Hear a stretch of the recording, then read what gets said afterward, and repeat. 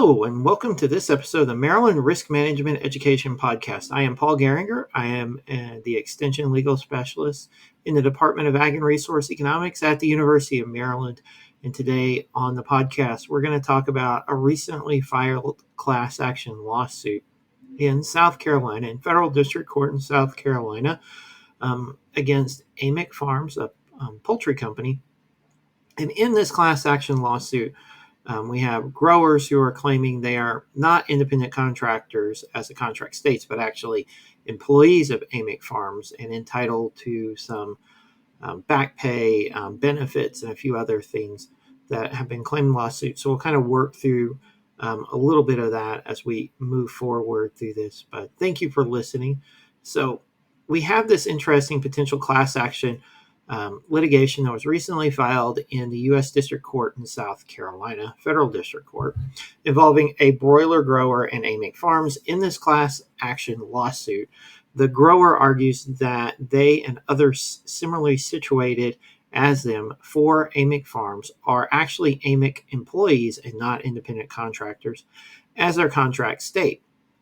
This action is currently in the early stages. As we look at this today, we're only looking at the complaint. The answer has not been filed yet.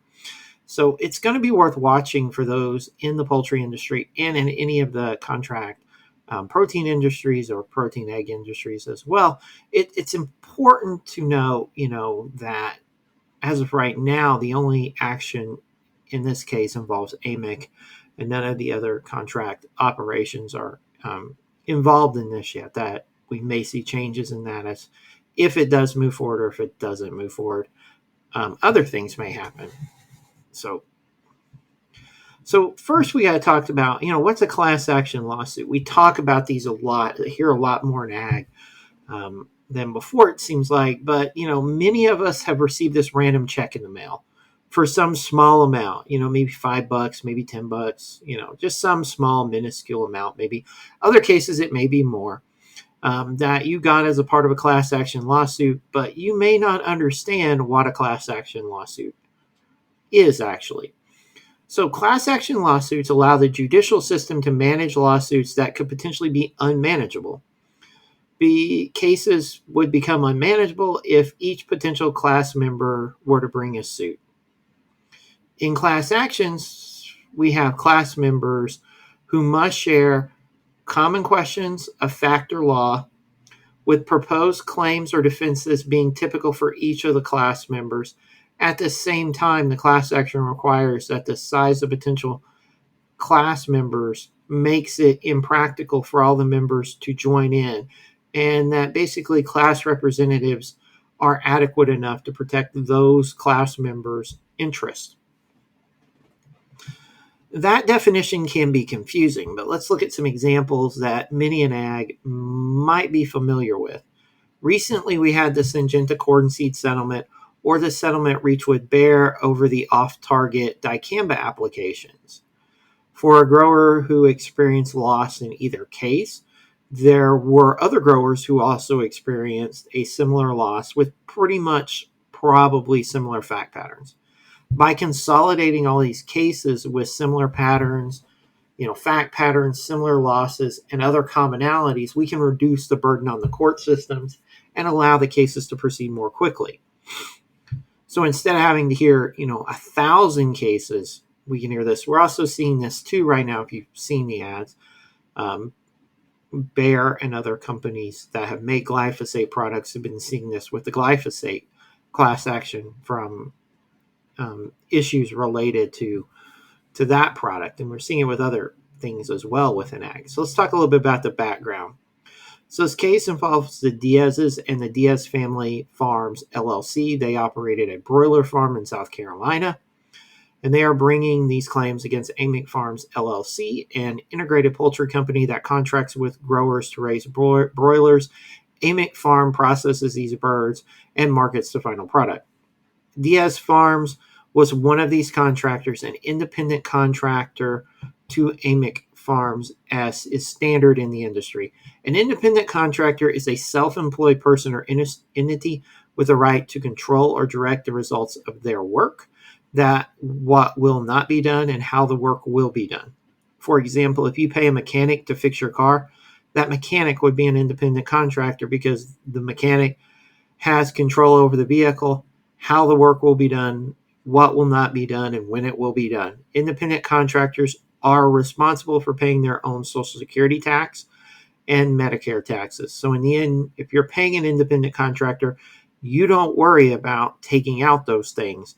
The independent contractor does it at the end when they file their taxes each year. So what are the claims being pursued in this class action litigation? Well, Diaz Family Farms claims are centered on arguments that the broiler growers for Amick Farms are not independent contractors but employees, that Amick Farms controls every aspect of raising the broilers, and that the growers are employees of the company. As employees, Diaz Family Farms argues that the company has not been paying the minimum wage. I add in South Carolina, that would be $7.25 an hour, what the federal minimum wage is for growers. Diaz also argues that Amick has violated South Carolina law requiring employees to be notified in writing when hired of regular hours agreed to, wages agreed to, the time and place of work, and any deductions from the wages.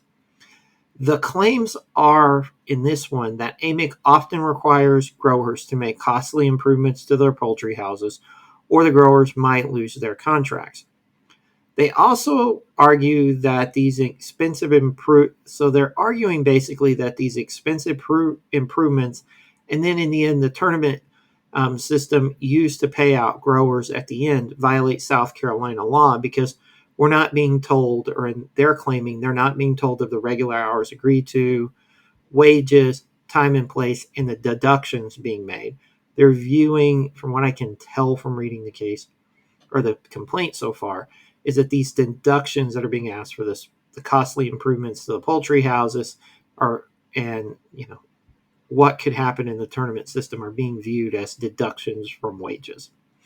At the same time that the Diaz's claim that other employees of Amick Farms are offered benefits including health insurance, life insurance, disability insurance, and 401k programs, the Diaz's are arguing that there's a federal law called the Employee Retirement Income Security Act, or ESRI, sets minimum standards for employers' voluntary retirement and health plans.